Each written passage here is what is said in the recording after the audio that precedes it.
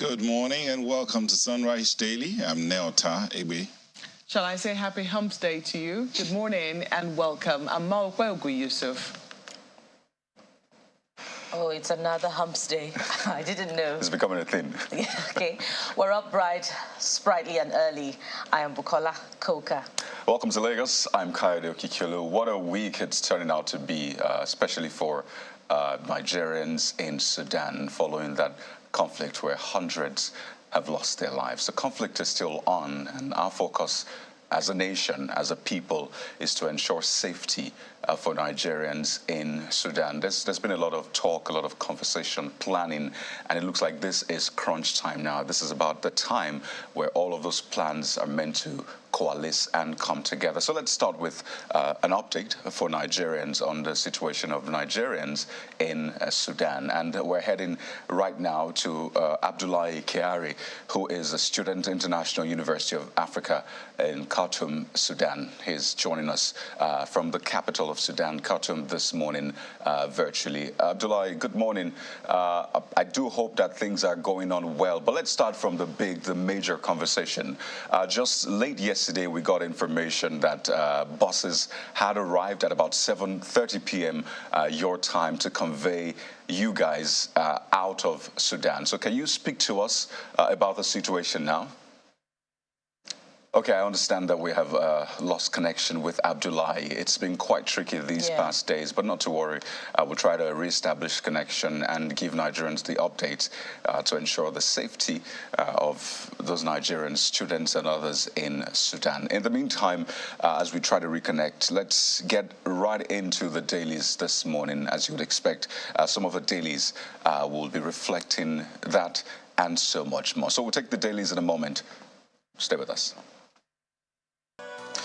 All right, let's start off with the Nigerian Tribune for you this morning. As you'll expect, the lead story concerns Sudan, but the worrying scale, or the scale of worry for this story, is quite high. Take a look at it. WHO warns of biological risk after Sudan fighters occupy lab. So yeah, that's a major one, really. And I mean, you can just imagine what could happen if this gets out of hand. You see, NEMA makes a requisite payment to evacuate Nigerians to now commence evacuation today. So let's head over to Sudan right now. We've tried to reconnect with Abdullahi, so he's now with us. It's a fast-developing situation right there. Abdullahi, good morning. Thank you for joining us. It is good to see you in high spirits, I must say, and I hope it's the same for other Nigerians there. So can you tell us about this evacuation plan? We understand that buses have arrived at 7:30 p.m.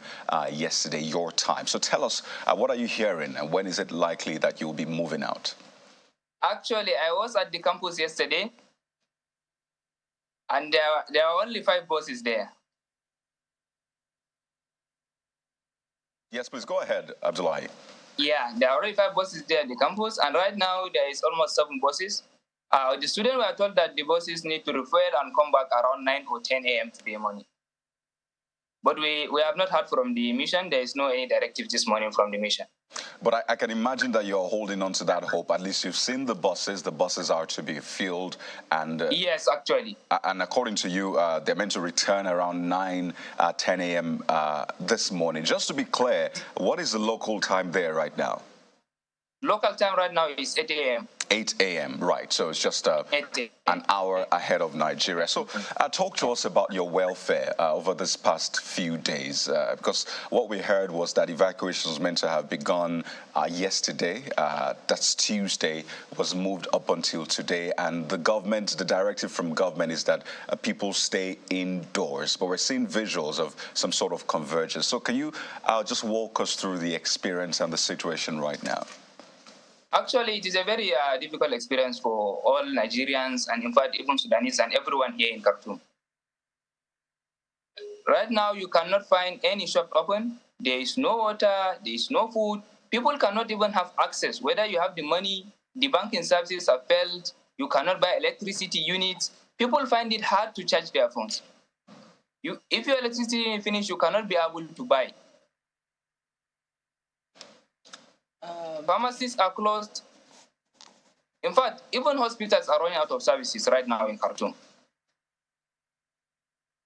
Indeed, it must really be a very difficult situation. And It is actually. In spite of that, it's good to see you in high spirits, Abdullahi, and we hope that things stay that way, even as you plan to embark on that journey through to safety. Hopefully. We read in the papers this morning that the federal government is warning Nigerian students against embarking on difficult journeys that may not be guaranteed. Talk to us about this. Is this happening? And perhaps if you could also tell us about how difficult the terrain is through to your next destination. And you know what we're hearing is, first of all, you may be moved to Ethiopia or Egypt. Which exactly is it? Which country exactly will be your first destination, and how difficult or easy will the terrain be? Actually, based on the information we have right now, we are told that we are to be moved to Egypt. The buses will move from Khartoum to Egypt, then from there we'll cross the border, and then we'll have our flights to Nigeria. But it's actually difficult, and it's a long journey. Right now, as I speak to you, if you go out in the street, you can see buses moving.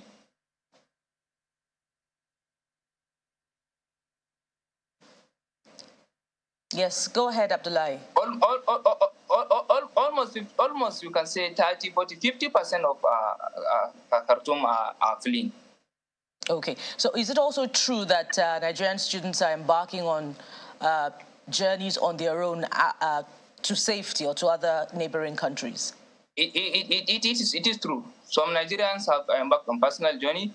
Some have even crossed the border. They are in Ethiopia. Some have already booked their flight to tomorrow.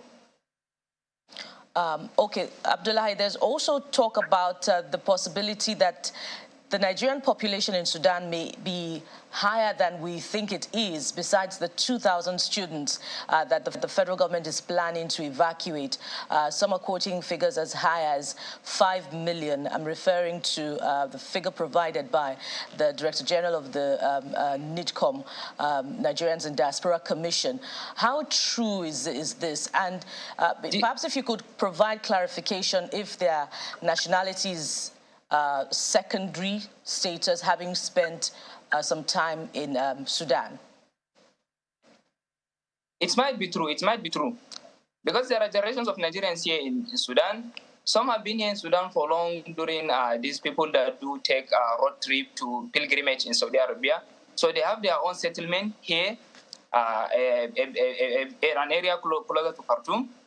So there are a lot of Nigerians there.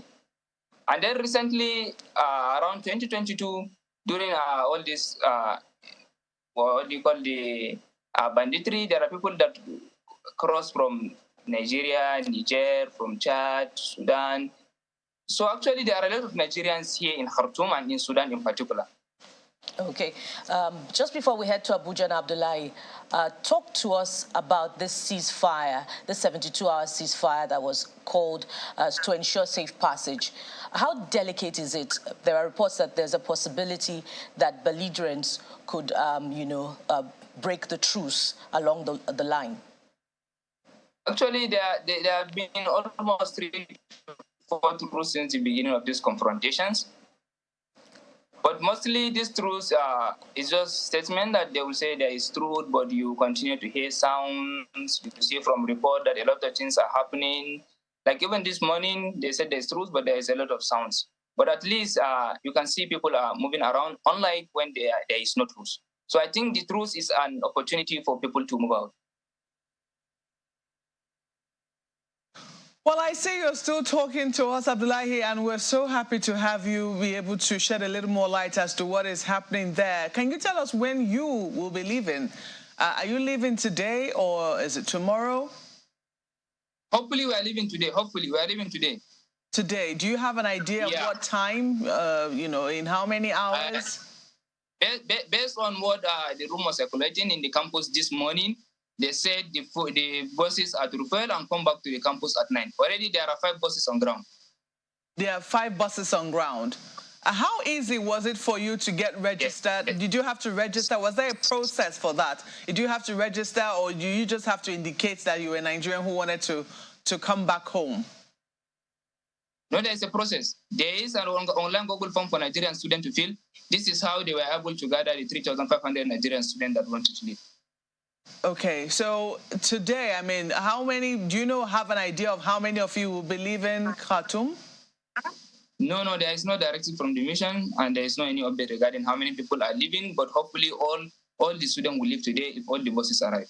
Okay. You've also spoken about the rising humanitarian difficulty in Khartoum, and I think perhaps in most of Sudan. We understand in some places network has disappeared. Has it been restored? And, is the Nigerian government doing anything about providing some relief to you while and perhaps to other students who might be in some difficulty?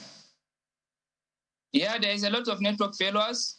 And right now, some of the services are still weak. I didn't catch that. I mean, since the beginning of the confrontation, there are even networks that are shut down and are restored. Okay, okay. Now, even the functioning services are weak. Okay, so some networks, I'm sure that's how you're able to speak with us this morning. But for those who are unable to, because you've also talked about the difficulty in getting food and water, etc. How have you been coping? Let me ask you first. Personally, we're able to stock food. That's why we can be able to get something to that. And then we were able to get our electricity unit when they partially restored the banking service. Okay, so for the remaining people, do you know of any Nigerian students that are currently stranded, are unable to get access to food or anything of the sort? Actually, there are some students that have no water and they cannot be able to even pump water from their pumping machine because they have no electricity unit. Even though you have money, you cannot have shops open that you can be able to get food around. So there are incidents that some people might not be able to get food and water to drink. Oh, dear. This is a situation that you have never experienced before, I imagine. A situation where nobody wants to find himself or herself. And I imagine that you've also had to, pack your things hurriedly. How has that been like? Has there been any message on what you can take, what you can't take? Are you worried about leaving anything behind? Are you worried about your university studies, etc.? Definitely. You have to leave some things behind. And even the mission directed that people should carry luggage with their necessities, so that there will be kind of convenience in the buses.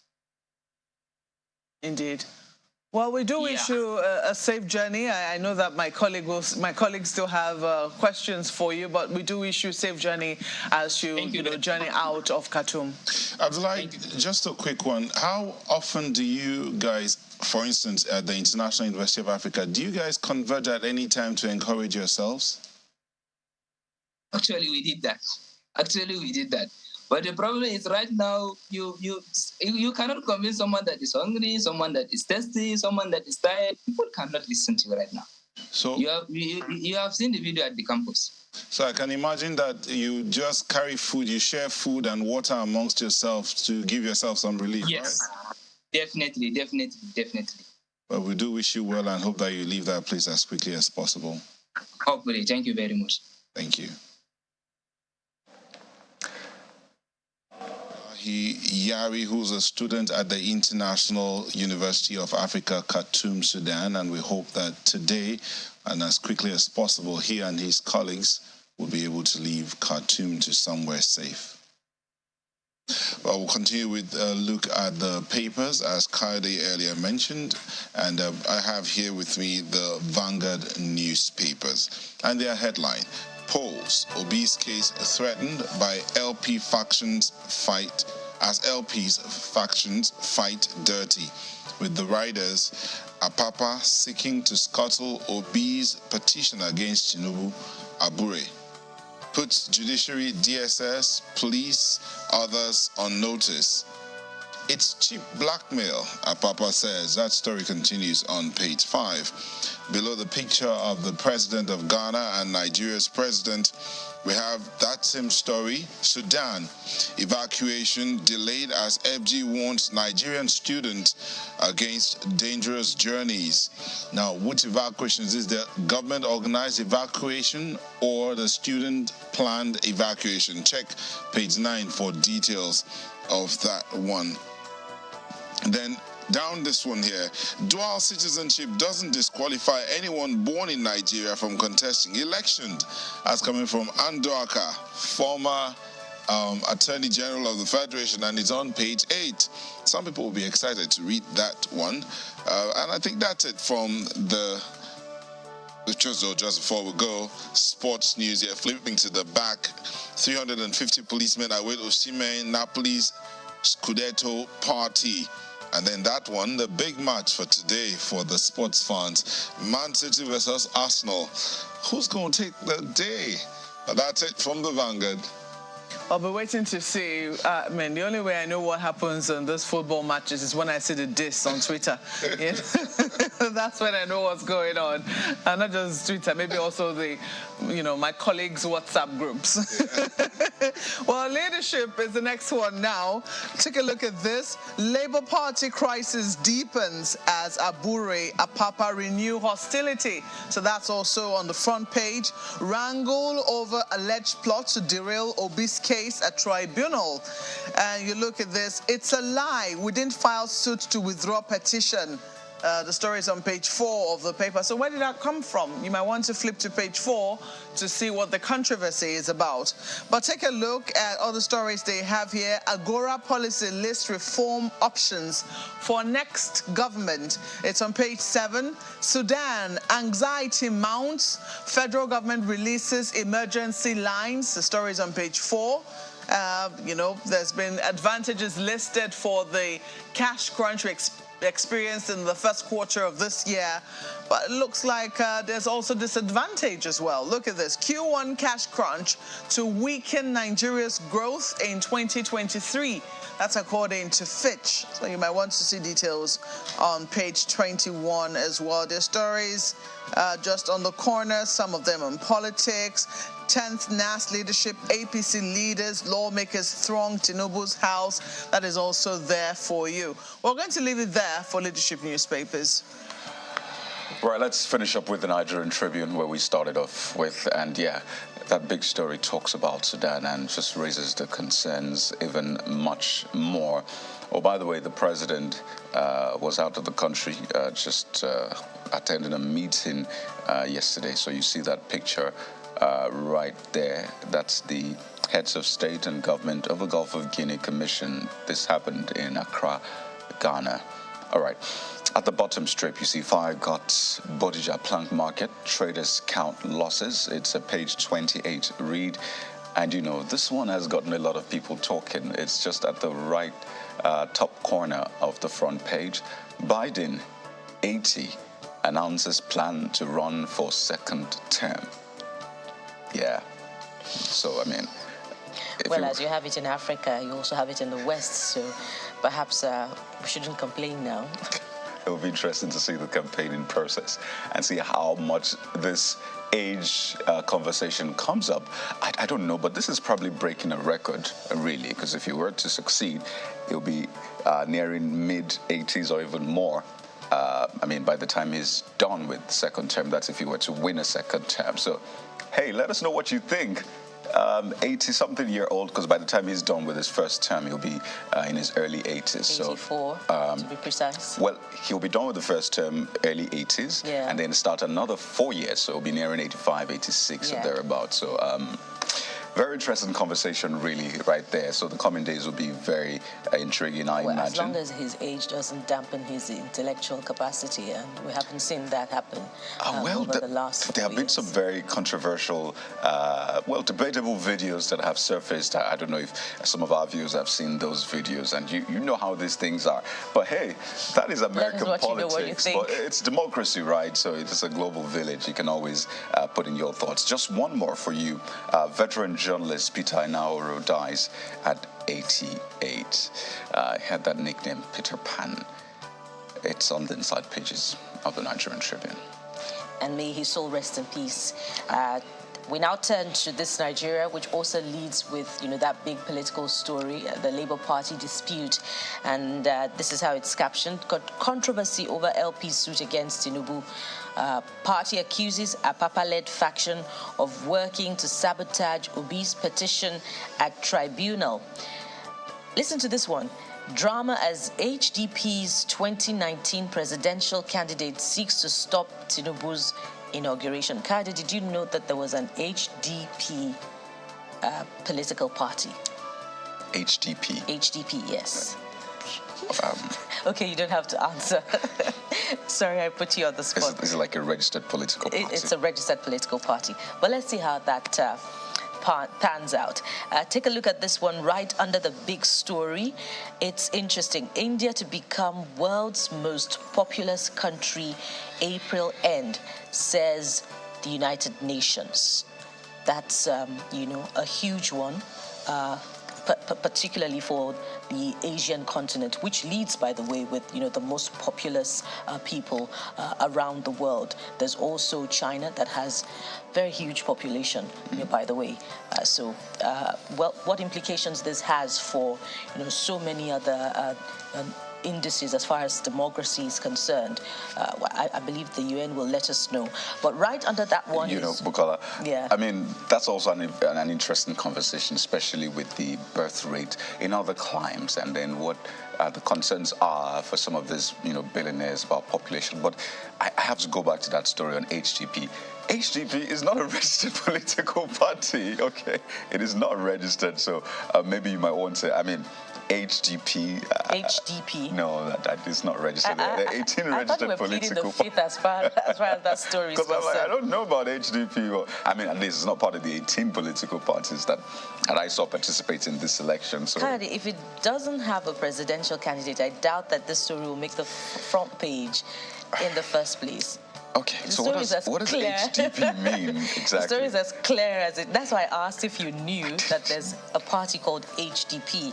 What we have here is the candidate is seeking to stop the president-elect's inauguration. So I think that's what the case is built on, the fact that the party was not included. But hey, don't let me let the cat out of the bag. Just take a look at that story. Okay, so it's a page 4 read, by the way, just in case you're interested in HDP and its presidential candidate.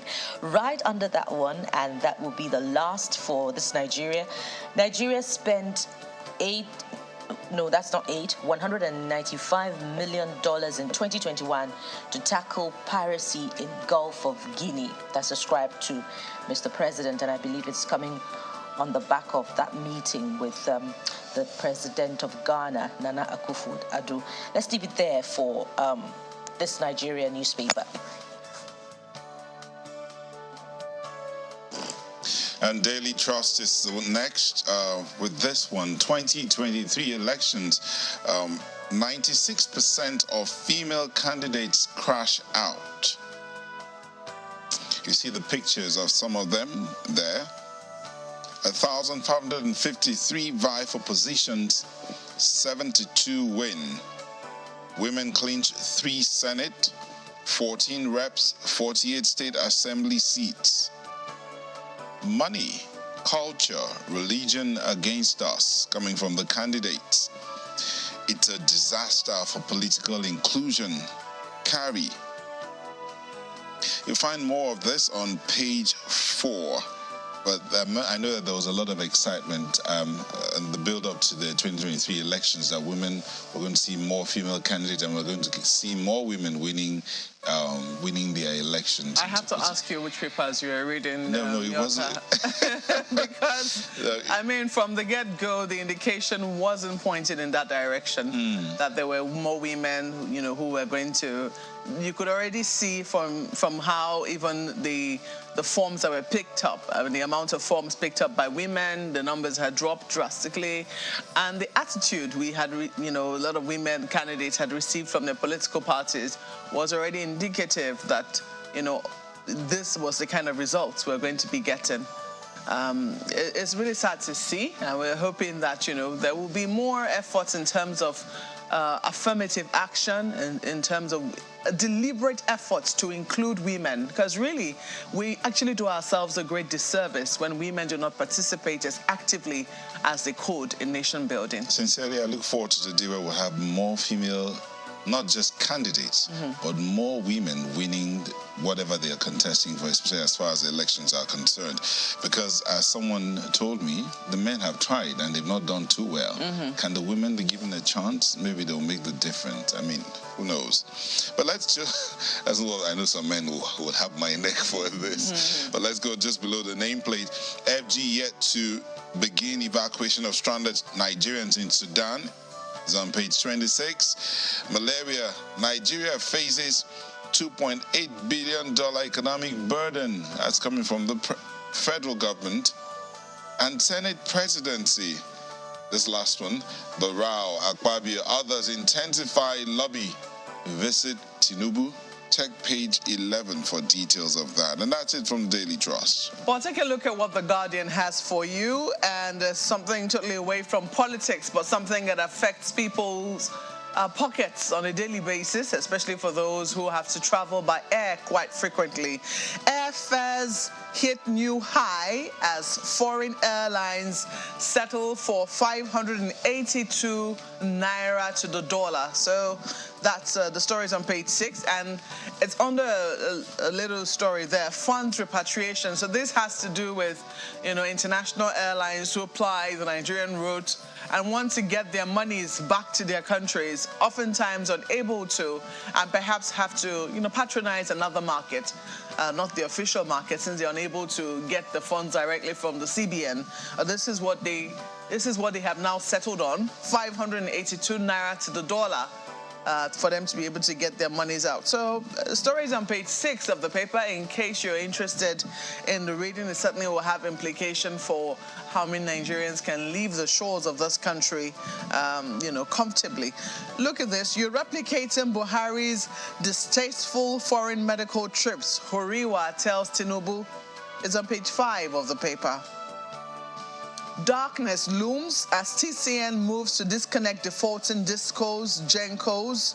Okay, so this time around, it is the discos and gencos that are defaulting, not the ordinary customers. So, but we are the ones going to suffer the brunt if this fight should take place. So let us hope that there is still a minister for power who is interested in this sort of story, and we'll take a look at what is happening and see how we can resolve it.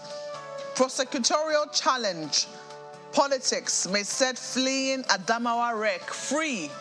That is also on the front page of the paper. We sincerely hope this will not be the case, that at least even in politics that there will be minimums agreed to. Some things should not be allowed to stand. And when those kinds of things occur, all political parties should be able to come together and say, no, this is not allowed, and see how it is that they can see it to, make sure that there are consequences for bad behavior. The story is on page 6 of the paper. They also have a very interesting story for you, but I'm going to have to leave it there for The Guardian. The New Telegraph as well also has this on the front page. May 29, 2019 presidential candidate files suit to stop Tinubu. That's also there. Claims he's constitutional winner of 2019 presidential elections. Says Buhari can only pretend interim placeholders inauguration. Okay, this is an interesting take. This is not about 2023. It's about 2019. So you might want to pick up a copy of New Telegraph to know what that story is about. Well, let's leave it there for New Telegraph and also end our look at the papers this morning. Thank you. Please join us in a moment for the stories of the day. It's a beehive of activities as stalwarts of the All Progressives Congress APC throng the residence of the president-elect in Abuja. Who is first? After holding private talks with the president-elect, a member of the party was elected senator for Benue North East constituency in 2011, assures Nigerians of good governance. Nigerians should expect to have a 100-yard dash when this new government comes into place. the thoughts and all the planning that's been going on behind the scene is such that we have very strong belief that this government will hit the ground running. Two former governors who also visited the president-elect shared their thoughts on the issues of the leadership of the 10th National Assembly. We are in a situation where we have to comply by the spirit of the Constitution, a situation where everybody will have a sense of belonging and self-determination. It's very, very necessary that if we have to have a stable government, a very peaceful separation of powers, we also have to consider what the Constitution says about giving everybody a sense of belonging. The issue of Senate presidency is a function of the senators, and particularly all the senators-elect, including those who are returning, and they are all my colleagues. I've had the privilege of serving the Senate before as a minority leader, and so any senator should be ready, if his colleagues so wish, to avail himself to be used as a Senate president. So the chances for somebody like me will be very high because of the fact that my colleagues already know my track record. The president-elect, after a one-month vacation in Europe, returned to Nigeria on Monday, the 24th of April, to a tumultuous welcome by his teeming supporters.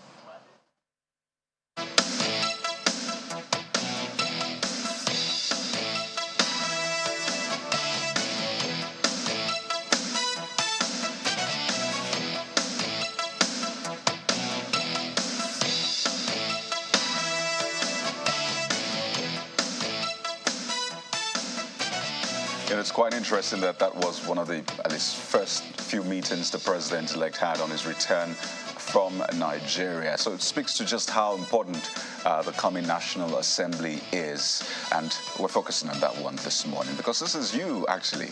They represent you and I right there. So let's get right in the conversation. As you've seen, Honorable Onofiok Luke, Chairman, House of Reps Committee on Judiciary, a member representing Etinan Institobim Federal Constituency of Akwa Ibom State, is also former Speaker of the Akwa Ibom State House of Assembly. He joins us right here in our Lagos studio. Good morning, Honorable. Thank you for joining us on the program. Yeah, good morning. It's a pleasure to be here. Absolutely. I'm sure I got the names of the federal constituency right. Yes, you have. I'll give you maybe 95%. Okay, that's a pass. That's a pass. That's excellent. But let's talk about, first, recently you made a very interesting comment that got a lot of people talking on and off social media when you described the victory of Senator Tinubu as God's will. And that's rather interesting coming from a member of the opposition party, knowing that your candidate, the candidate of the PDP, has taken this case to court. So, I mean, will the tribunal take away God's will and replace it with another thing? It looks like you foreclosed that already. So I'd like you to speak to that one, because a lot of people talked about that one. Yeah, you see, when you grant an interview and then some excerpt and some areas of those interviews are taken out of context. And then if you get to read the interview as a whole, you would get to understand the perspective. This is my personal belief. My personal belief is that if God does not allow a thing to happen, it wouldn't happen. And so in the context of the fact that the election has gone through what we have gone through, and then we've gone through the process, and then we have seen the managers of the election do what they've been asked to do. And I said, probably, yeah, that's the will of God. And let me put that in perspective too. I ran for the position of the governor of my state in the primaries of the party. I did everything I could do. I consulted the delegate. I canvassed. I campaigned.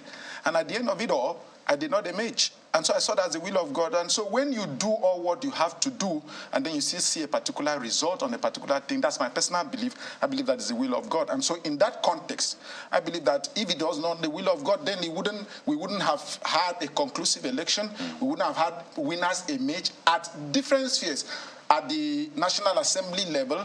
Senators have emerged at the National Assembly level in different parties. If you go to a place like Anambra, I believe that is the will of God that Tony Nwoye is a senator-elect, that Ume is a senator-elect. If you go to Masarawa State, I believe that Akwashiki Godia of SDP is the will of God as a senator-elect. If you go to FCT, I believe Ireti Kingibe of the LP2 is a senator-elect. I believe that's the will of God. If you go to the governorship at the chief executive level, I believe that the emergence of the NNPP candidate in Abba Yusuf, or the emergence of Pastor Moeno in Akwa Ibom, or the emergence of Alex Oti in the Labour Party in Abia State, or the emergence of Mark Shei Makinde in Oyo State. I believe that within that context, it is the will of God that those people have emerged in their respective capacities, in their respective positions that they contested for. And so it is that same vein that I say the emergence of Senator Bola Ahmed Tinubu, it's the will of God. But do you agree that sometimes, man's influence and design, could pull through somehow, and then God hands off the process if that happens? For instance, there's a preponderance of opinion, by some Nigerians that a certain candidate may have won that election, regardless of what the results are. Yeah, in that aspect, whatsoever it is, by the way you put it, that God decides to hands off, God deciding to hands off, in your own perspective, it's a decision by God. And so it's the will of God that he has to hands off. And then belief of persons in certain areas that they won the election, it is what has transpired across the world. Look at when we had the last election in the United States. Donald Trump felt that he won the election. And then here there are persons in different positions, in different strata, those in the State House of Assembly who believe that they won the election.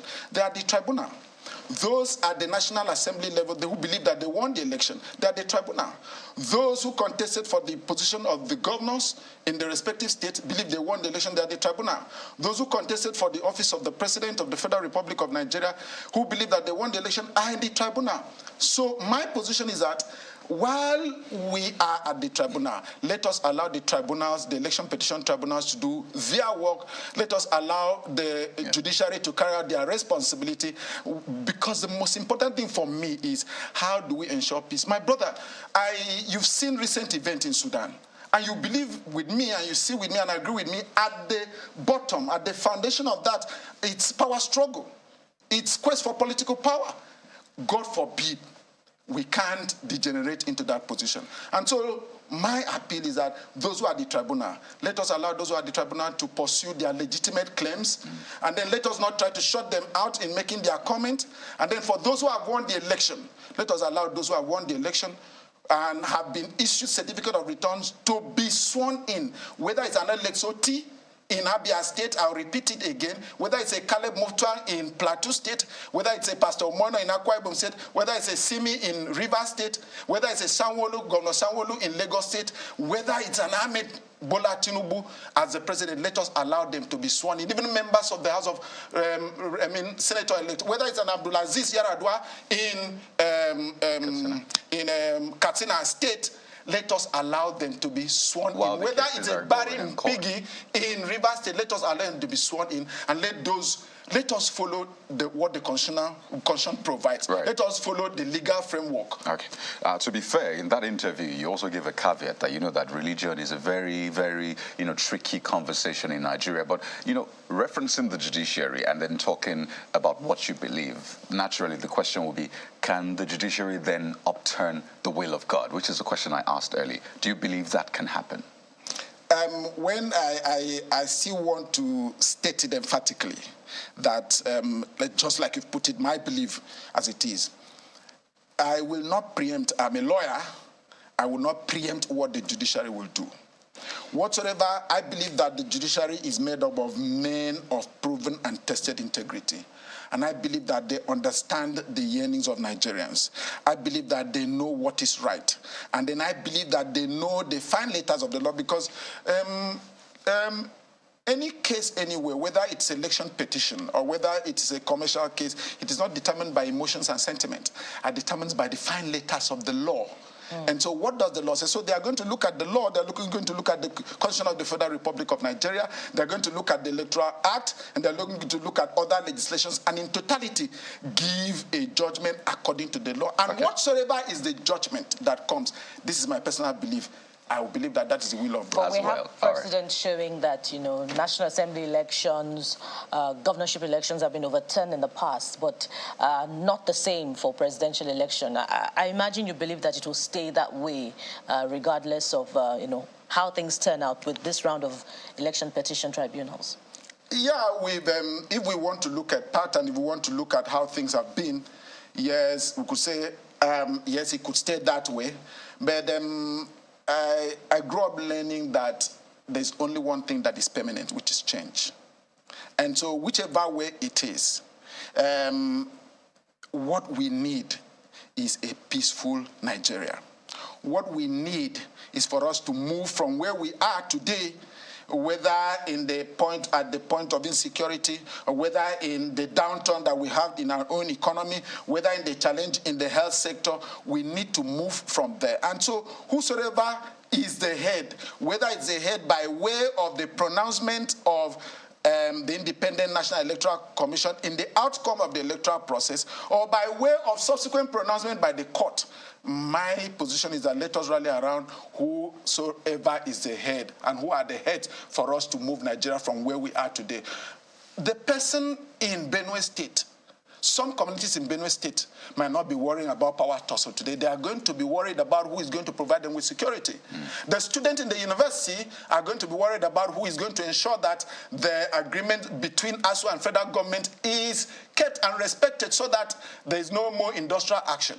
The people who are in the hospitals are going to be bothered about how they can get the best of health care.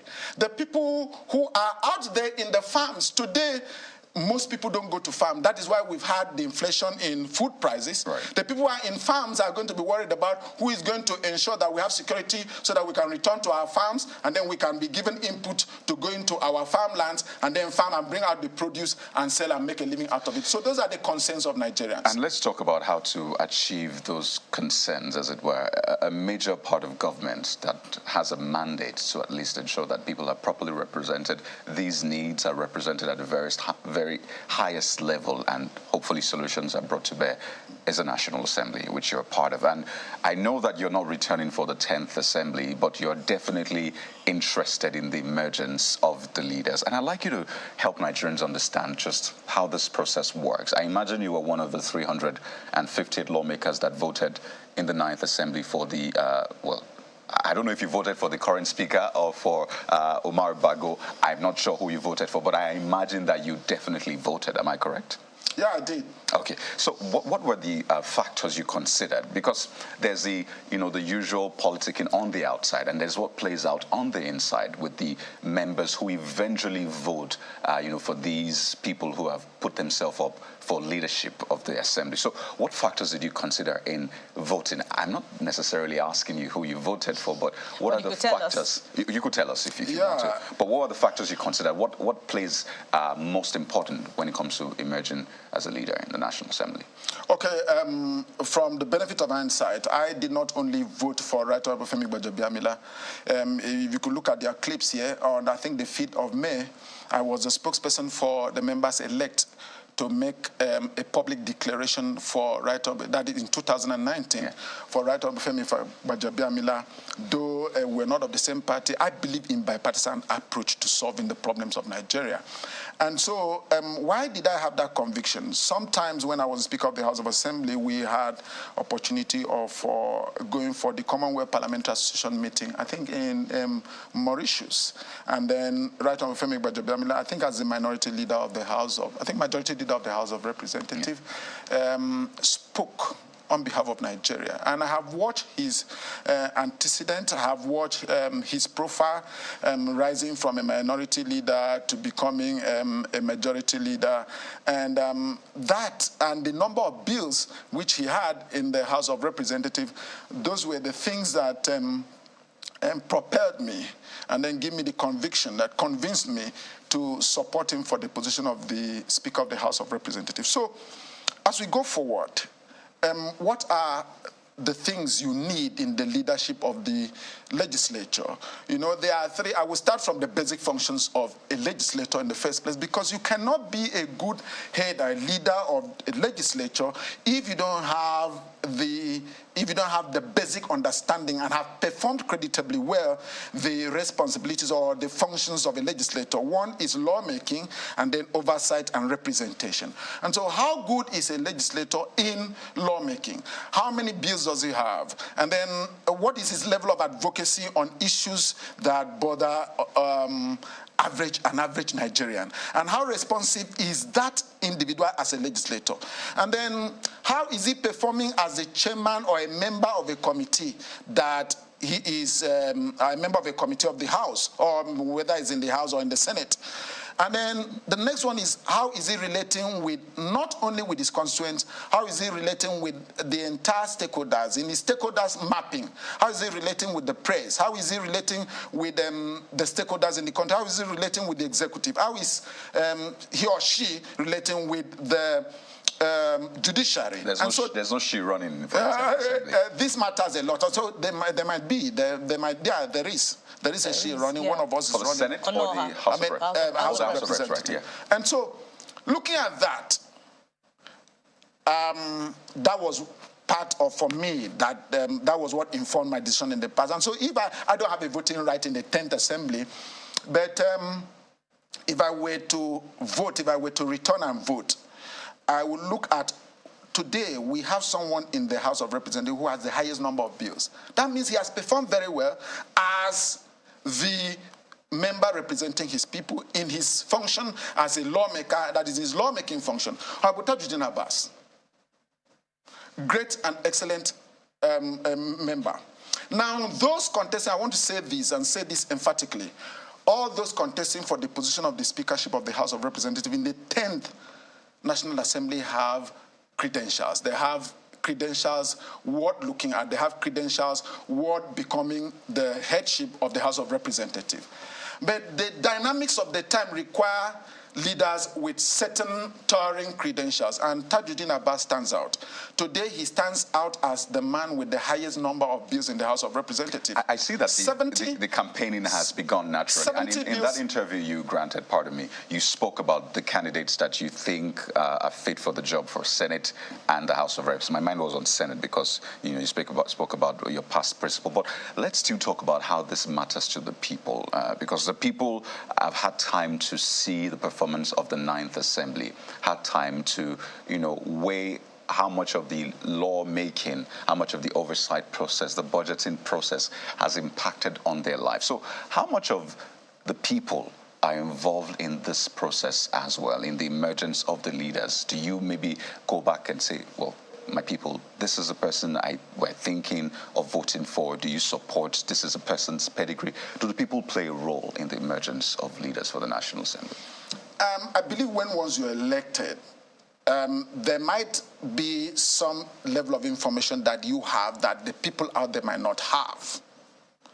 Yes, nobody has a monopoly of knowledge, but within that setting, you have interacted. If you're a new person, you are going to learn from returning members, ranking members on the performance of other members. And so, who is responsive? Now, how do you bring the issues? The responsibility of the legislator is basically advocacy. And so, who is responsive to the yearnings of Nigerians? Who is responsive to a point that you find out that there are issues that bother Nigerians, whether it's in the health sector, in the education sector, and then you find a way to bring it to the front burner for discussion. In this case, whether through a motion or a bill. And so that responsiveness is seen by the number of bills that the member has done. That's why I will see go back. A man has 70 bills in the 9th National Assembly. 20 of those bills, I think 20 or 21 of them has been assented to by Mr. President.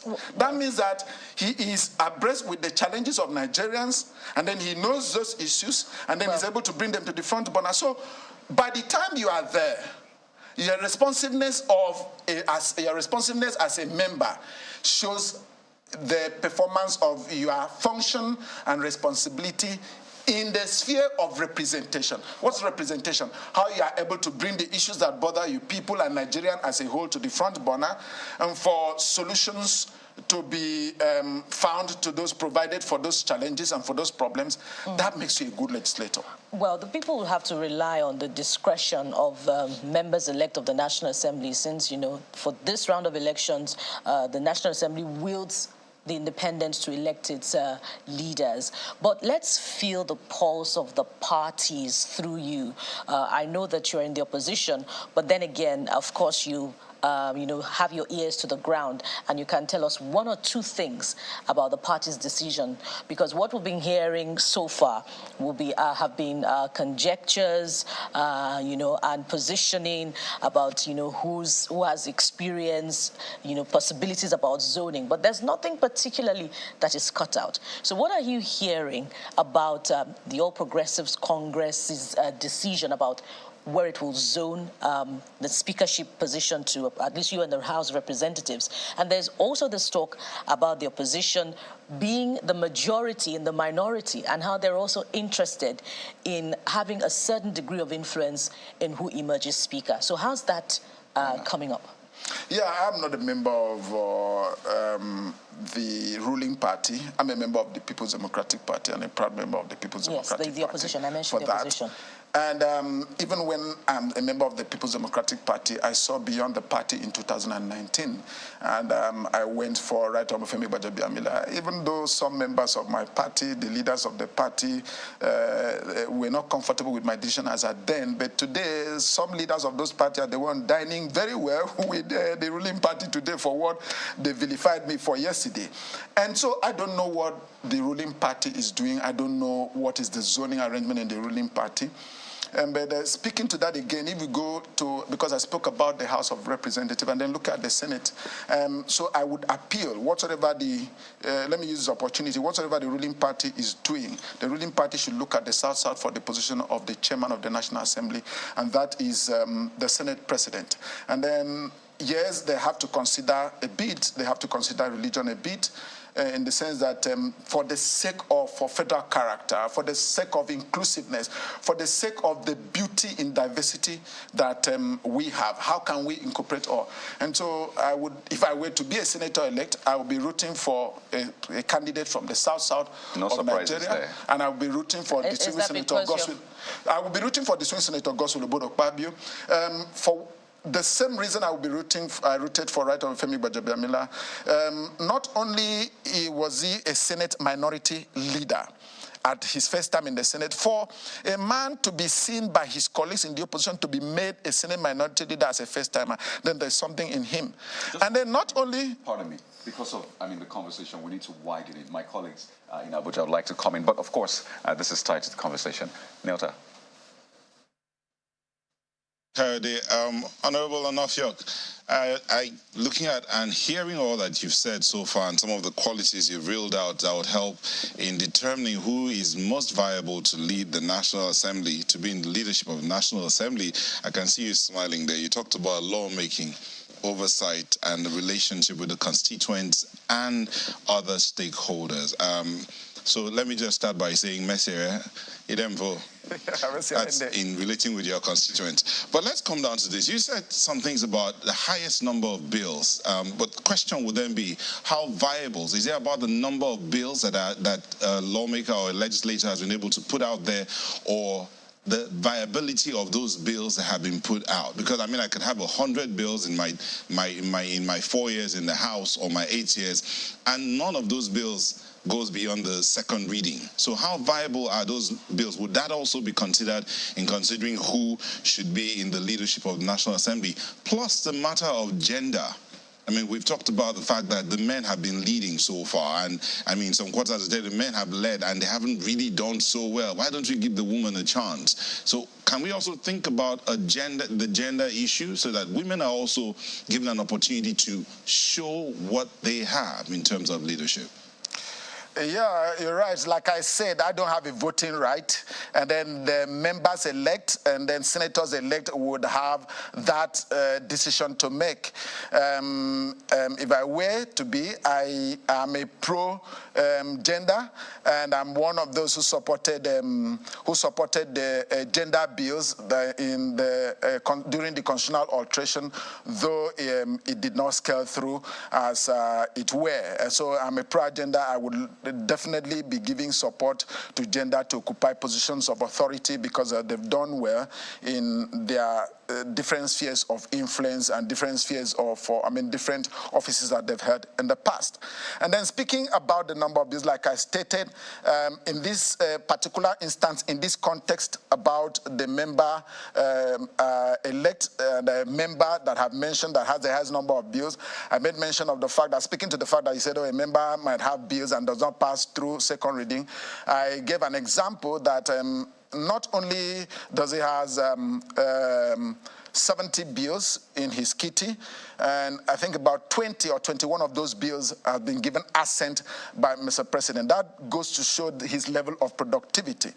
And while I was speaking, and before you came in, speaking at the level of the Senate, I talked about the issue of the leadership acumen, the leadership the intellectual acumen, the character that probably members or senator-elect would see in a leader to elect that leader, a minority leader, as a first-timer, then again, you need because of where we are today, we need a good relationship between the three arms of government. And so we need the headship and the leadership of the National Assembly that is cooperating, not subservient, that is cooperating with the executive, that is cooperating with the judiciary.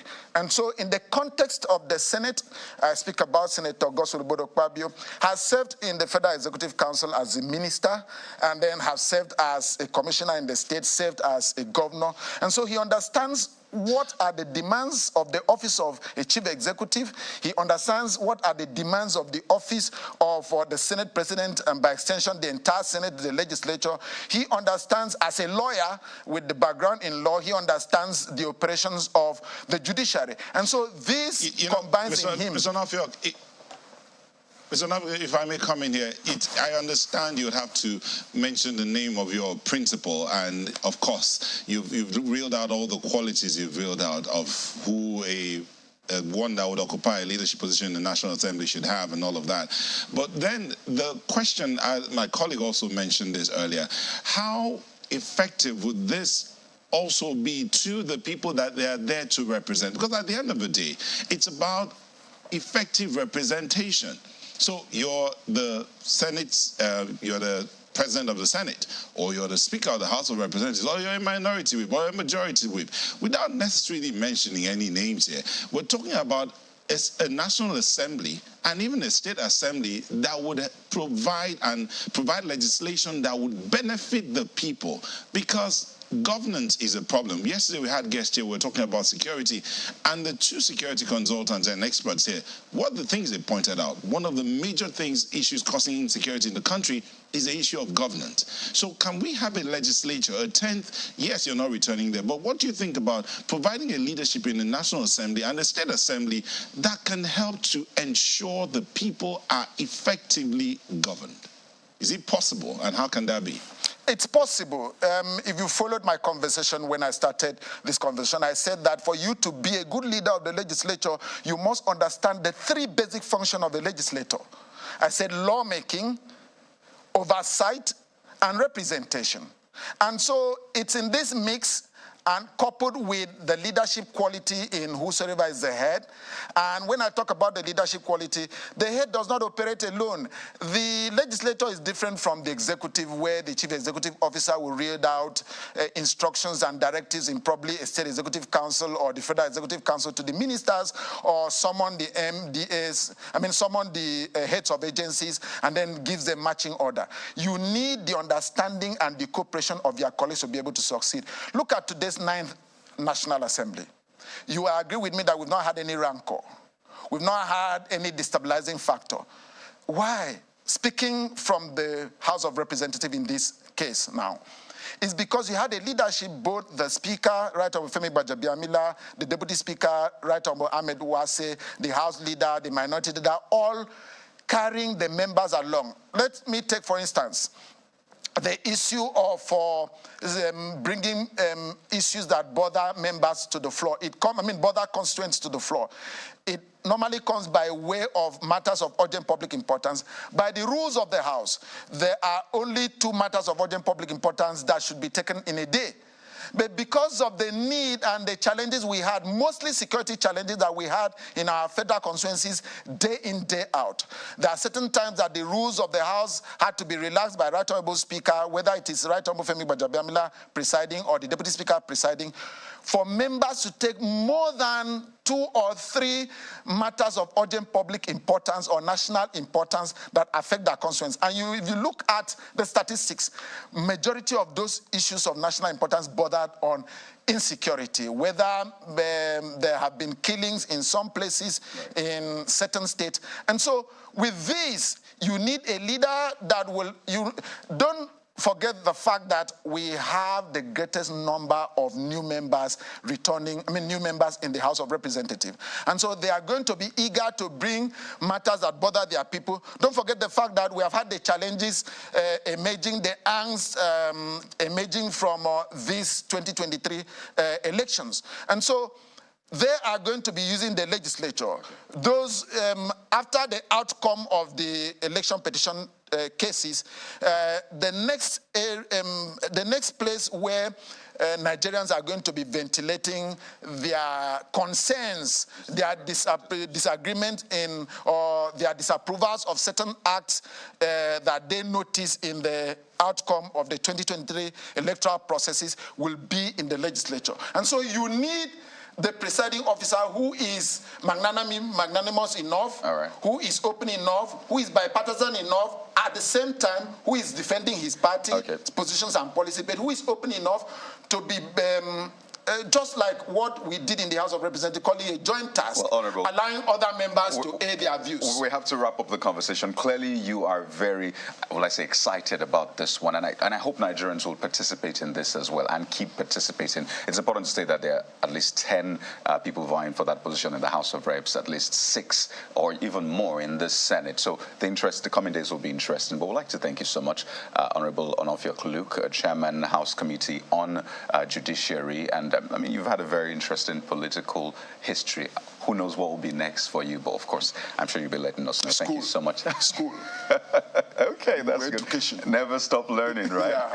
All right, thank you so much, Honorable, for your time this morning. Thank you. Thank you very much. So let's go to a quick break now, and when we return, we'll bring you another leg of a conversation that concerns your health, my health. That's in a moment. Stay with us.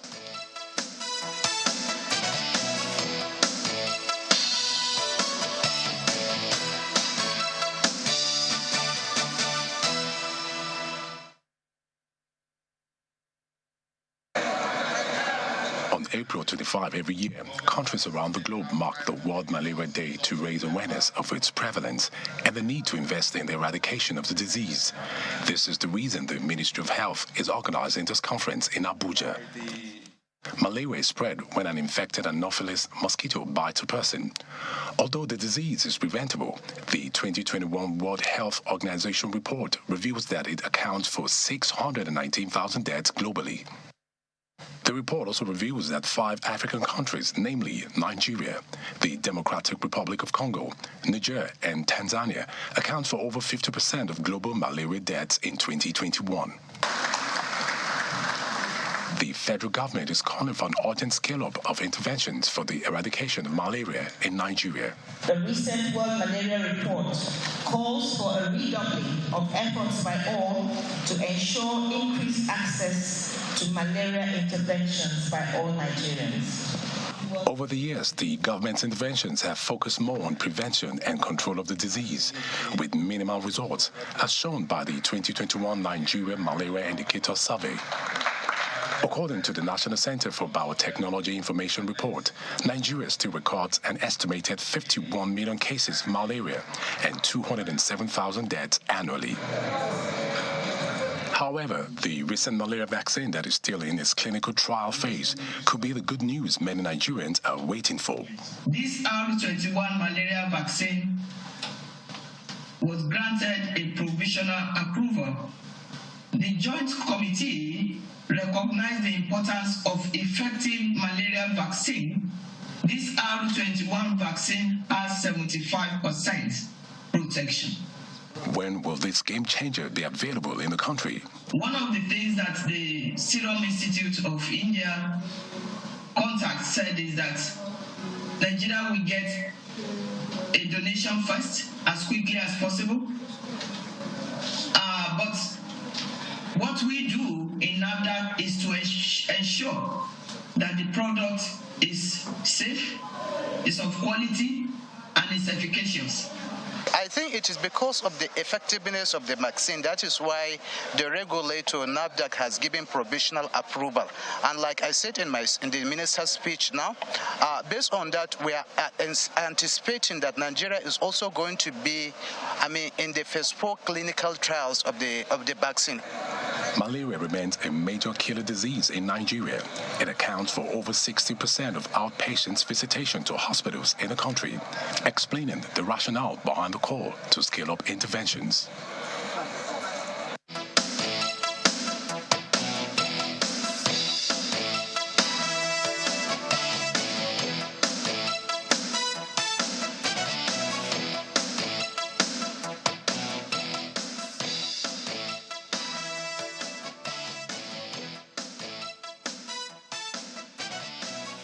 Is about to commence right now. I'm sure you must have seen that report. The statistics, very grim indeed. 96% of malaria deaths here in Africa. Nigeria accounting for 31% of these deaths, coming to about 200,000 people on a yearly basis. That is certainly a lot of people. Well, we're going to be discussing what we're doing about that. This new malaria vaccine that has been found, to what extent has it been approved? What does a provisional approval mean? And how soon will we be seeing this vaccine rolled out? What are the hopes for Nigerians when this vaccine is eventually rolled out? Joining us this morning to discuss this is Professor Mojisola Adeyeye, who is the Director General of the National Agency for Food and Drugs Administration and Control, NAFDAC. Madam, welcome to the program this morning. Thank you so much. It's good to be here. It's good to see the footages about malaria and the fact that all of us suffer from malaria one time or the other during the year. Thank you. Indeed, we saw you at that event yesterday organized by the Federal Ministry of Health. We also saw that there was more than one event organized in terms of drawing attention to the prevalence of malaria on World Malaria Day, which was yesterday. It is interesting that we have a whole day to I don't want to say celebrate, that's certainly not the word. We're not celebrating malaria, but to draw attention to the issues, to the disease called malaria. So for you, as somebody who's been in the pharmacology business for the longest of times, why has this disease continued to be prevalent when we know that it is preventable and we've seen that countries have been able to overcome this particular disease? Well, it is a matter of development of a country and understanding of the epidemiology of malaria and actually the role of the environment on the development of the mosquitoes. First, we are low middle income country. Where you don't have a lot of people educated in terms of what could cause malaria, meaning the environment, then there's a problem. In the US or Europe, you see drainages that are covered. You don't see flooding all over the place. So the environment is conducive not to have the mosquitoes breeding. In our country or in Africa generally, that is not the case. And you've read the statistics. We have seen the statistics. It's worse than anything that COVID-19 could have brought to us, and yet people are still dying. And that is why it is extremely important to have this malaria vaccine that will prevent the transmission or the disease actually from happening. Well, truly worrisome indeed to think that a disease that has been with us since time immemorial, many years after, we're still battling to see how we can overcome or eradicate this particular disease. But let's go now, because you've already raised the issue of the vaccine. A number of people were excited when they heard about the vaccine that has now been given provisional approval. So can you shed a little more light? Because we understand that there are two of them. There is one that Nigeria has applied for, which we understand will be available in 2024. And there is an Oxford vaccine, which we understand. Which one of them have you given provisional approval, first of all? I think you can help us clear the air here. Okay, we NAFDAC approved the R21 vaccine for children under 5, specifically for this one under 3 years old. The second vaccine that they are talking about was tested and was not found effective enough. There are two malaria vaccines for children that I know about. The first one was not effective enough, and Nigeria was not part of that. This one, Nigeria is part of it. That is R21. And we gave provisional approval after very rigorous approval process. NAFDAC has 3 ways of approving vaccines. We can approve through reliance, meaning WHO has given for emergency use listing approval, and then we do very quick and expedited and approve. We can approve through recognition, meaning another very stringent regulatory agency has approved without even WHO, and then we recognize that particular agency and we do our own approval also. The third one is neither a stringent regulatory authority or another stringent regulatory authority or WHO has approved. And then we do what is called full approval.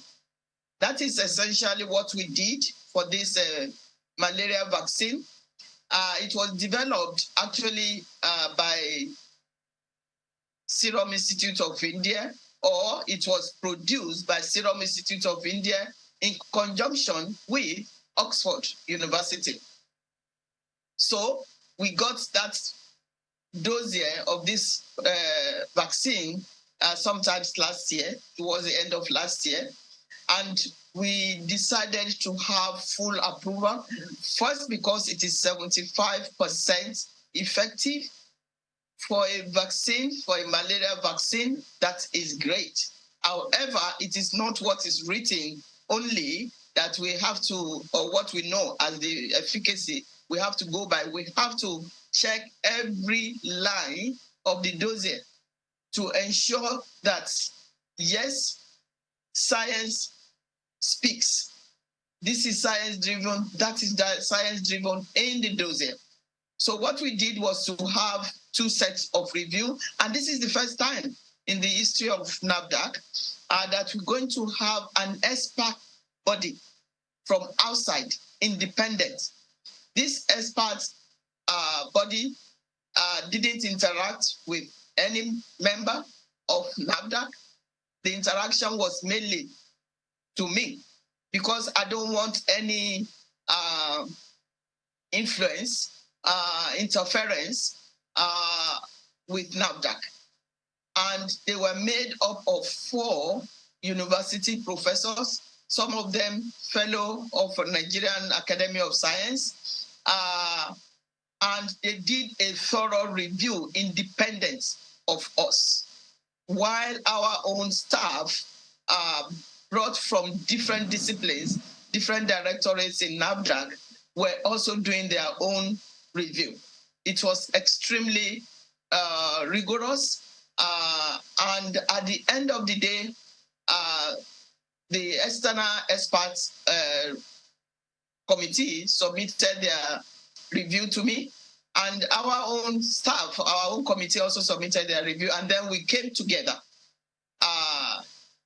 Both committees, the joint committee came together, and the the reviews were similar, and that was what brought us to giving provisional. And why we gave provisional is that first, this vaccine was not tested in our country. It was tested in 5 African countries, but did not include Nigeria. Therefore, it is our belief and strong opinion that it should also be tested in our country. Africa has similar disposition in terms of environment and what could affect the effectiveness of vaccine or any medicine for that matter. But we insisted that it should also be tested in our country. We will not expect anything different, but we did that for COVID-19 vaccine. Because it wasn't tested. So, as a result, I mean, because you have explained just how the approvals are given, what processes they usually go through, and you've also explained why you have given provisional approval. But it does appear that it still has to go through one more process, which is the testing phase before you can now approve it for full use. Is that what you're saying?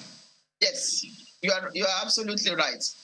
We have to do that to ensure that whatever mightn't have been observed during the phases 1, 2, and 3 that were done by the manufacturer, that whatever were not captured, we will be able to capture.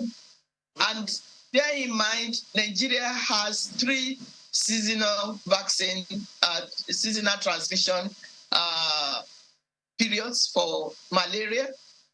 We have the all year round in the south, middle belts, different season.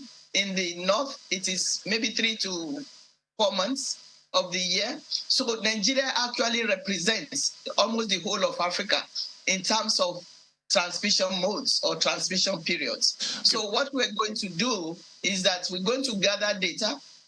We're going to do this clinical trial. We call it phase 4. We also did it for COVID-19 vaccine.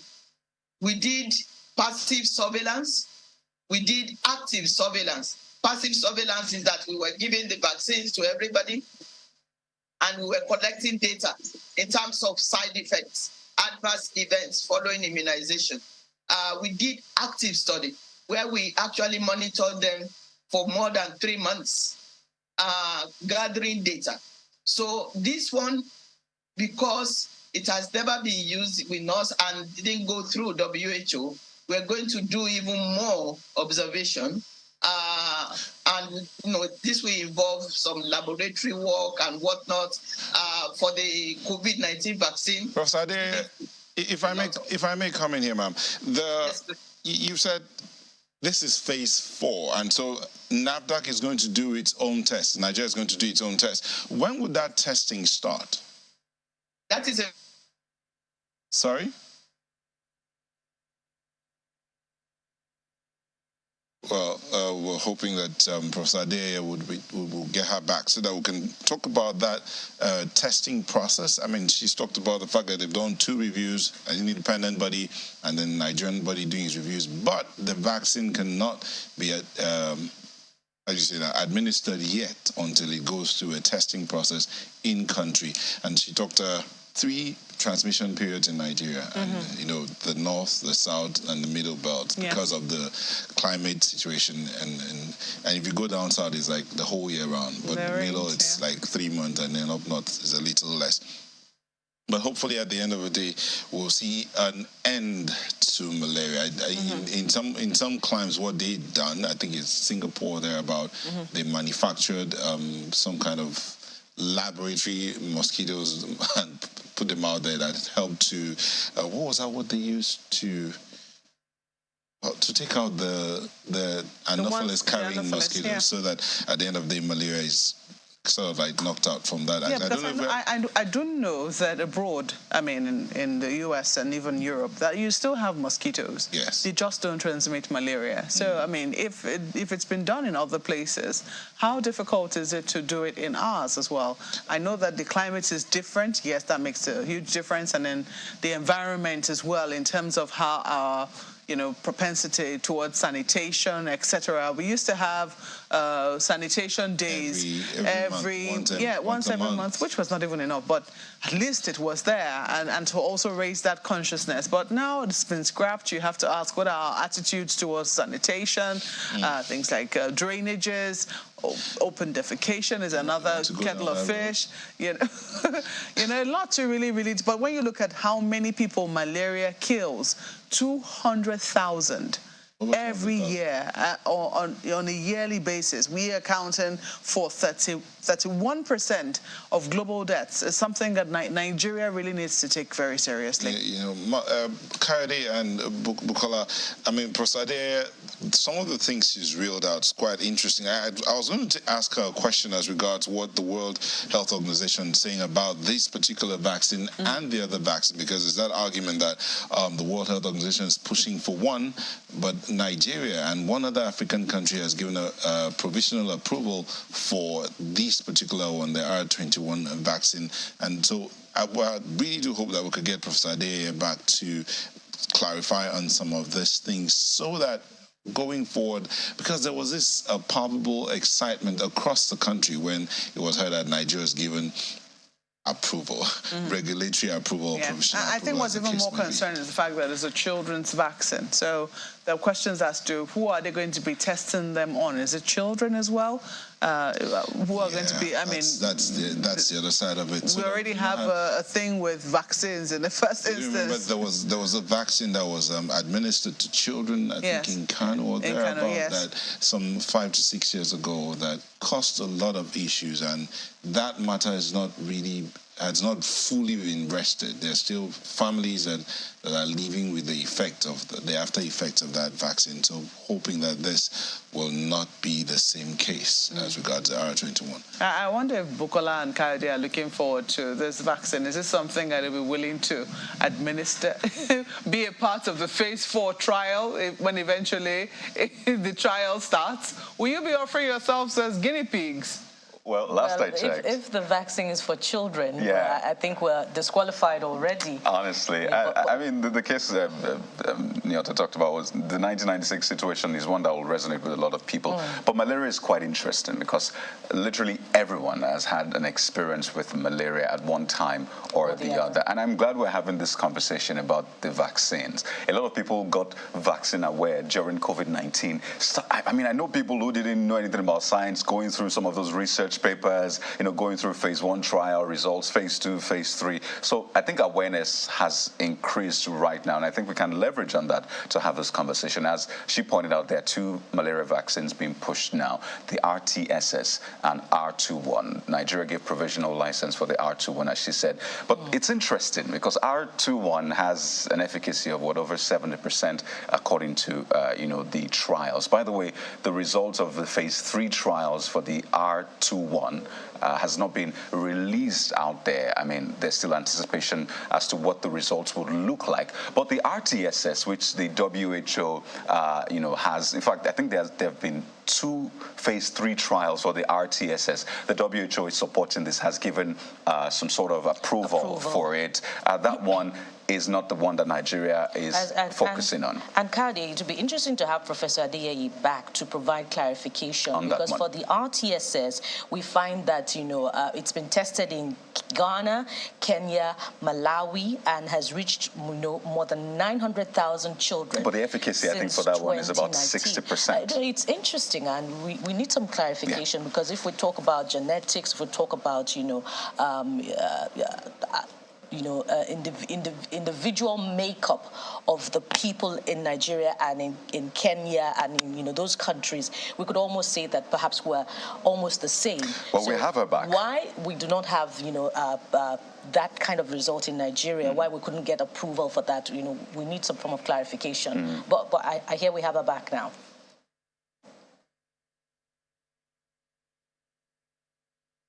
Okay, we'll try to, of course, get her to respond to those very important questions you raised. And then it's also very important to talk about development. That was how Professor Adeyeye started, because that's it's a contributing factor to the persistence of malaria in Africa, particularly Nigeria, that contributes, the highest amount of the burden on the continent. You find, open gutters, you find a lack of sanitation, and you also find this very big problem, Kaidi. A lot of Nigerian women still go to traditional birth attendants, for delivery, for their reproductive health. And that's at the heart of the matter, because then you find that the first 5 years of the children, the children do not receive the attention of primary health care because of the problem of awareness.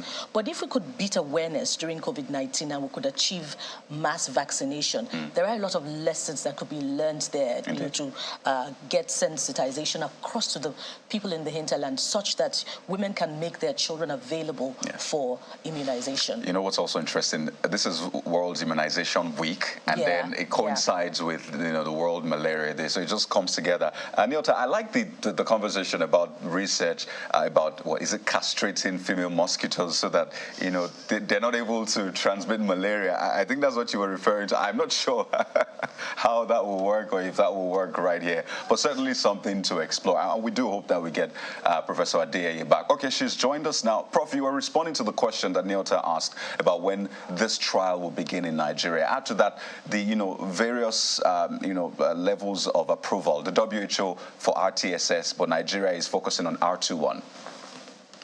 Thank you so much. I'm sorry for the breaking transition. The RTSS did not include Nigeria because from the beginning we saw that the effectiveness was 30% or about 30-something%. So we did not agree to join the clinical trial. I'm hoping that everybody can hear me.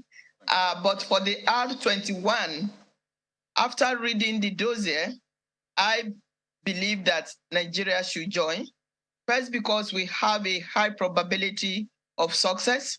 If something is 75% effective from the beginning, then we know that very likely to be successful, or most likely. For the RTSS, it was 30-something% right from the beginning, and we decided not to join.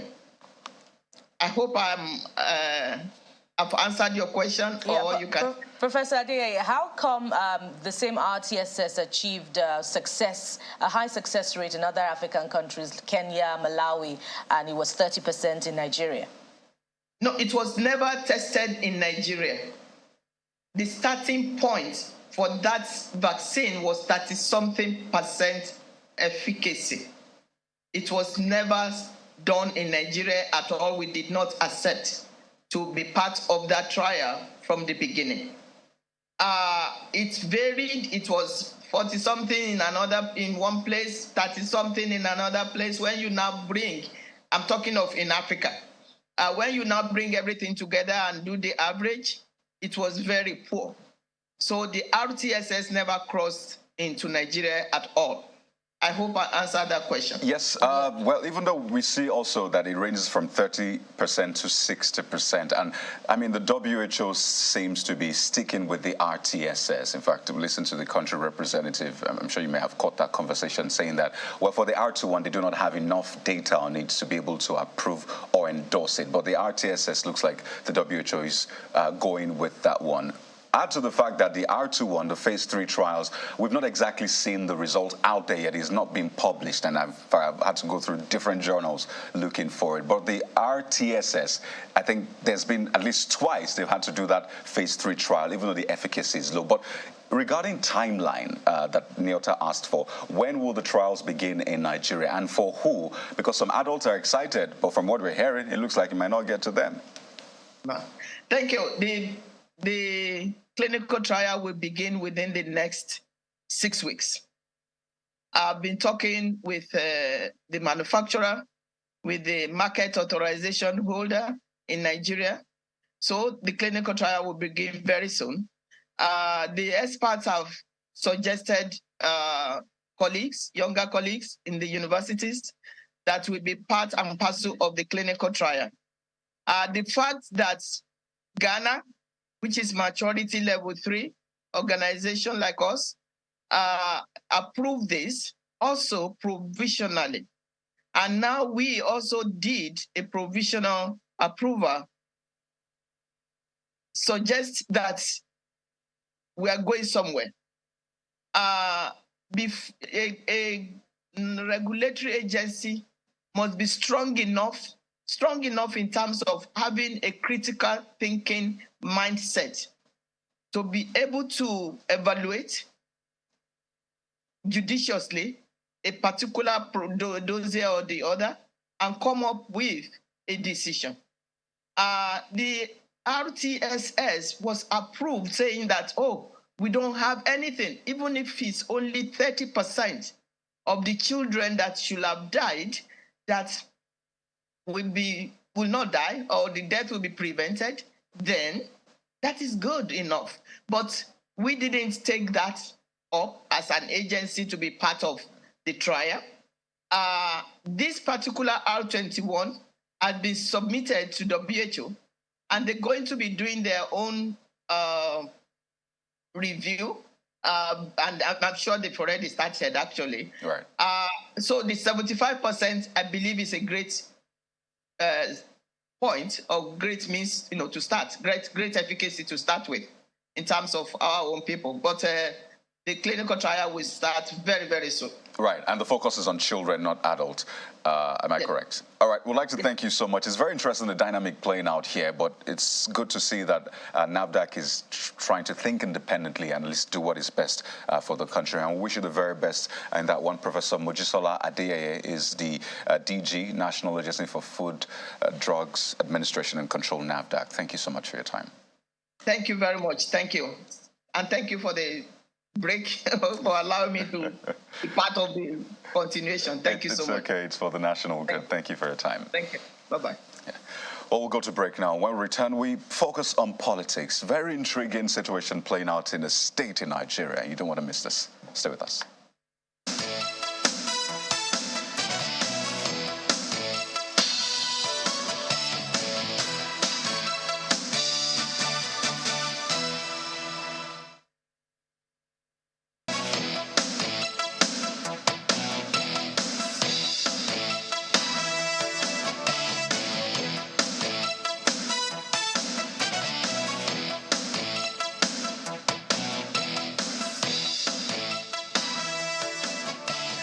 Well, it's a lot playing out in Taraba politics, particularly the APC. A report came out recently about the suspension of members. You may have caught that. But, you know, the backstory to this is quite intriguing. So let's bring in the people who know better. As you have seen, Chief David Sabokente, the governorship aspirant of the APC in Taraba State, joins us via Zoom this morning. And just right next to him is Mr. El Sudi Ibrahim, the chairman, APC. In Taraba State. Gentlemen, thank you for joining us on the program. Thank you very much. Well, good morning. Well, good morning. I cannot hear you properly anyway. Well, I can hear you, so I don't know if it's the network connection, but I'm hoping that will be resolved, because I can hear you properly, and it looks like everything is fine from this end. But let me begin with Chief Sabokente, because part of the statement which was released was that you should stop parading yourself as an APC member. And to that extent, from that side, it looked like, well, you had been suspended, and the reason was for anti-party activities. In fact, the reason goes back to previously where you were said to be suspended, or at least queried in your ward. You were said to have been asked to appear, and then the statement says you failed to appear, and it built up until this moment. So I'd like you to respond to that one with your own side of the story. Okay, thank you very much, viewer. To be honest with you, what has been read out by that committee, by the former chairman of the party, It's just a fabrication of his thoughts, because the ESCO of the party in my ward has not suspended me. When they wanted to put up that mischief, they just got some guys together and forced them to write. They wrote, we pursued it, the authentic ESCO pursued it up to Abuja, and the matter was put to rest. In fact, most of the people that even signed the first purported suspension letter wrote a letter to say that they never even signed. Most of them were not even the signatories. Those signatures were forged. So in the first place, there was no suspension on me by my party in my ward. The party did not invite me to appear before them, and I refused, because I'm even imagining who is going to be inviting me at the local government level when the ward has not done anything. And then out of frustration, the state, the so-called state people are now saying that they are ratifying what was done in the ward and the local government. In the first place, the state ESCO is made up of 50 people, and 40-something among the 50 people have suspended this gentleman that claims to be the chairman of the party.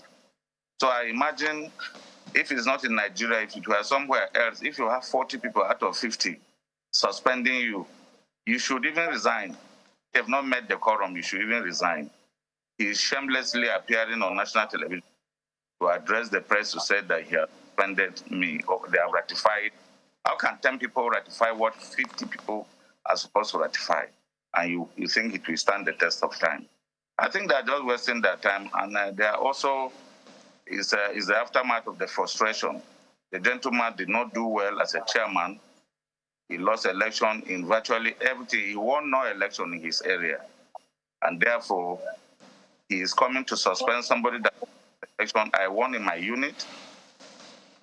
I won in my ward, and in my local government. We produce a senator from my region, and produce a member House of Reps. Right.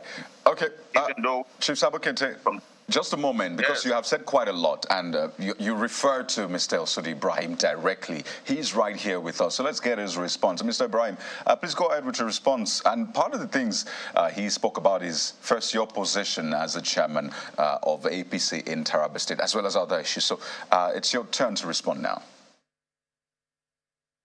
Well, thank you very much. As you can see, Chief David Sabo Kente is exhibiting his usual arrogance and his recalcitrant and obdurate behaviors whenever he's engaged in any discussion. He will simply ask a response to those allegations being leveled against you that you were suspended by your ward and then subsequently by your local government, and it has been ratified by the state. He should have responded to those issues. But he dabbled into trivialities that I'm a former chairman. Well, I don't have time to address. If I were not a chairman, I wouldn't have done what I have done.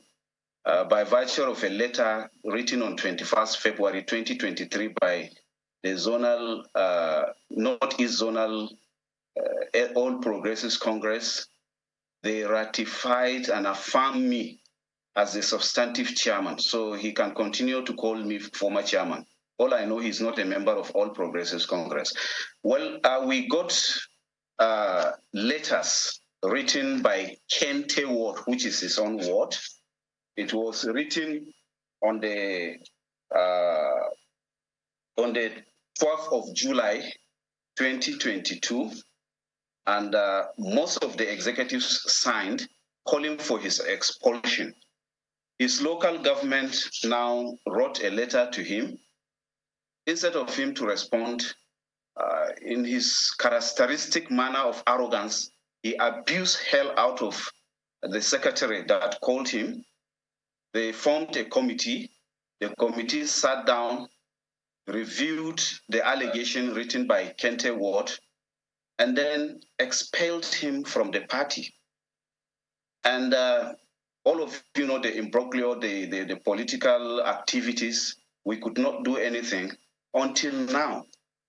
He's talking of frustration. I don't know which frustration he's talking about. He's talking of 40 people signing for my removal. Well, I have the letter here, only 36, and out of that 36, 4 of them are not chairmen.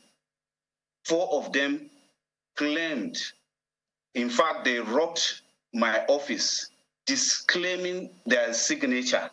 So I don't know how he got 40. Under the Constitution said 2/3 should sign and remove me, and I should be given fair hearing. I was not given fair hearing. I wrote the National Secretariat who instructed the zonal APC to take up the matter. That is not the issue anyway. The issue is that by virtue of Section 13, subsection 9(4), having been written those letters from his ward and local government, we simply did our duty. The Section 13, subsection 9 says the State Working Committee shall deal with appeals and other issues. Other issues, that's the emphasis is on other issues, referred to it by the local government area working committee and from the senatorial districts and wards of the state. And this letter has been lingering and lying on my table. I summoned, out of 18 members of the state working committee, I summoned a meeting for the working committee. 5 members of the state working committee declined from coming. 13 of us sat down and took this decision by ratifying what the local government did. So this is my response to your question. Well, Chief El-Sudi, there seems to be some form of contradiction here. You say that he was suspended by his ward, and in fact, you got a letter to that effect. But Mr. Chief Sabo Kente says he was not suspended by his ward.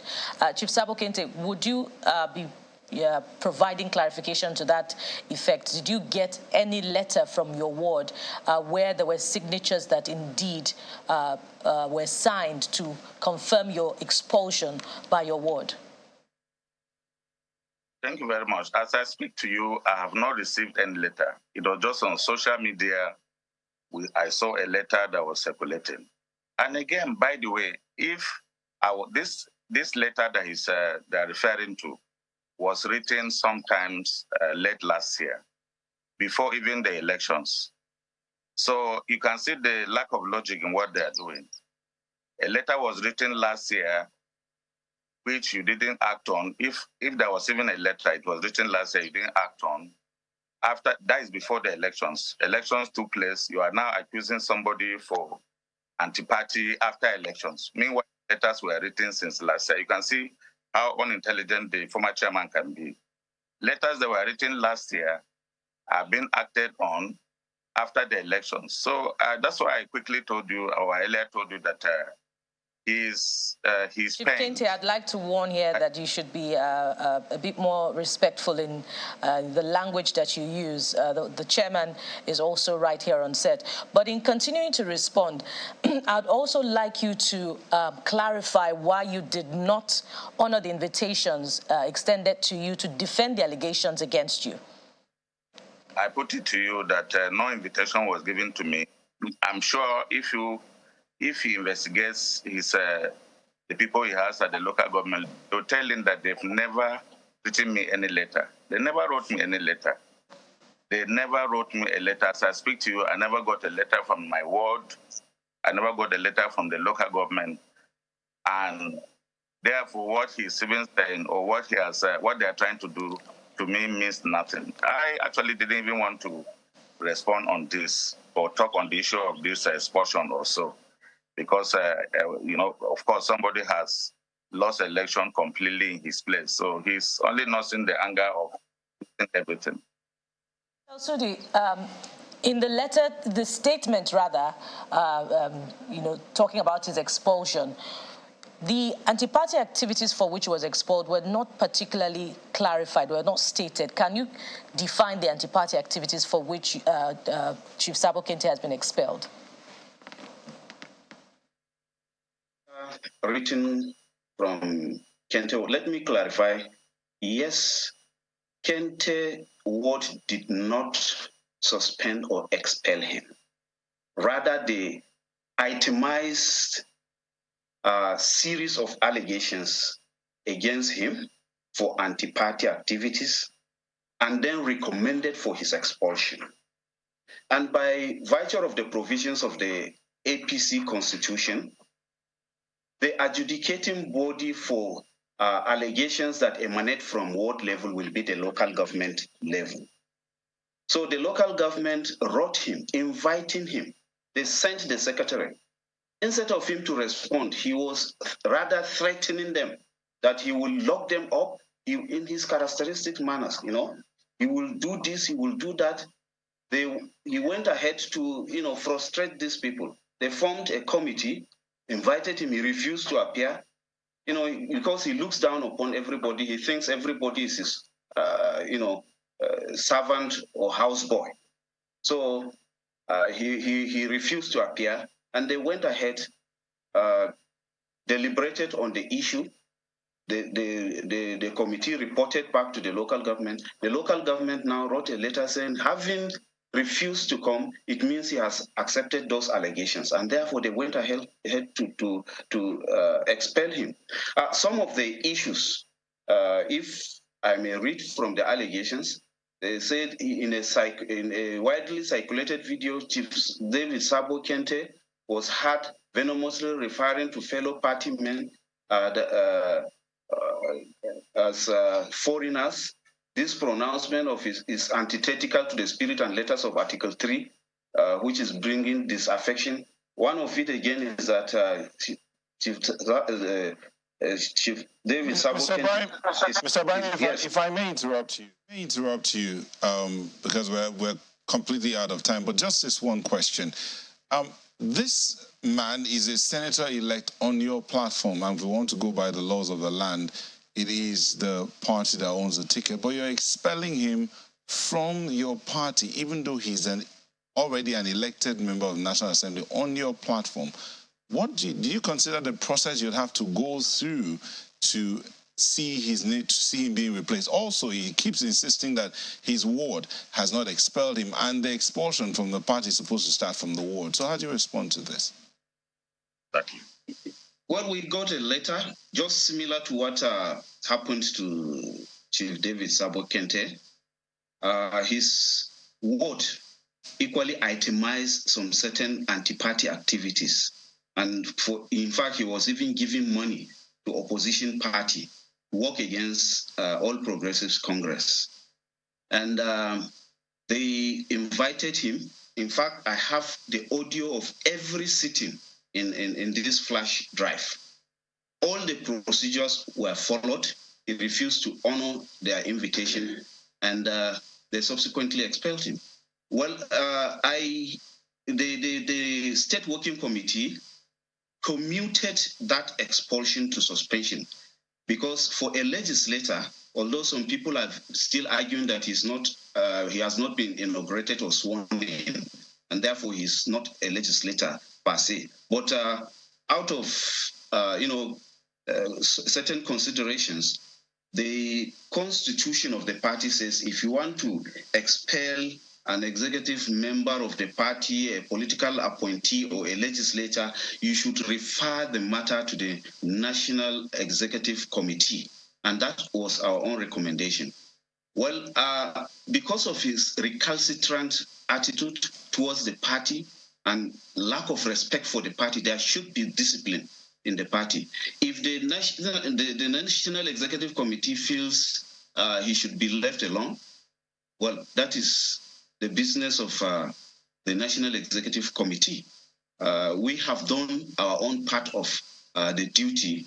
It remains for the National Executive Committee of the party to take any step they feel it is appropriate.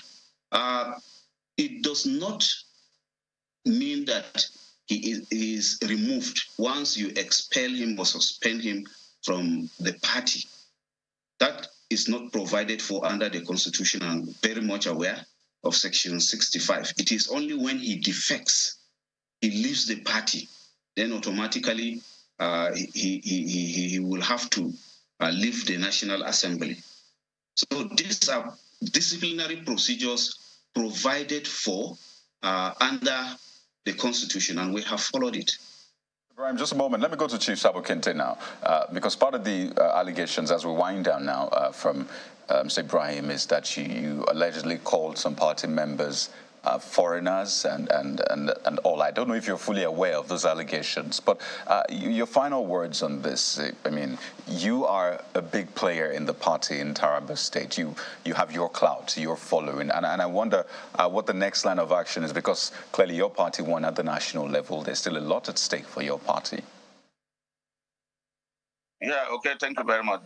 The issue at stake is, I thank God he's clarifying that my word did not suspend me or expel me from the party. You know, that is a very good one coming from him, even though, like I earlier said, he ceased to be the chairman of this party once he said 36 people out of 50 voted him out. If you have an ESCO of 18 people, and only few are sitting with you to take decisions, you know that decision is null and void. And more so, I want to ask him a question, that we have two sets of ESCOs. We had an ESCO that came from a legitimate Congress that were held in July. And then in September or October, they went and wrote names and brought another set and said those are ESCOs arising from no Congresses were held.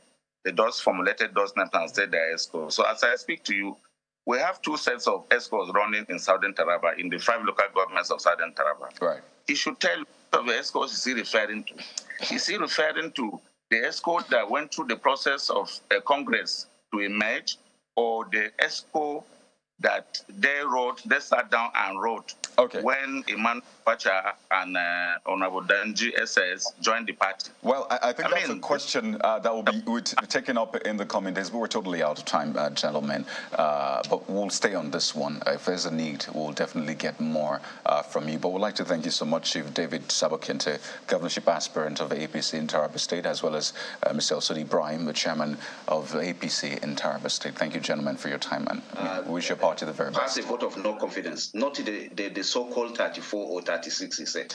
All right, Chief Sabo Kente, thank you so much. And once again, Mr. Elsudi Ibrahim, thank you for your time on the program. So that's been the show. What a day it's turning out to be. And it's just getting started. But we'd like to thank you so much for being a part of our morning and allowing us to be a part of yours. I'm Kaido Kikiolu. I'm Bukola Koka. Thank you for watching. I'm Maokwe Ogun Yusuf. Thank you. I'm Neo Taigbe, looking forward to hearing news that Nigerian students, and indeed Nigerians, have been evacuated from Sudan. Thank you for watching. Bye-bye.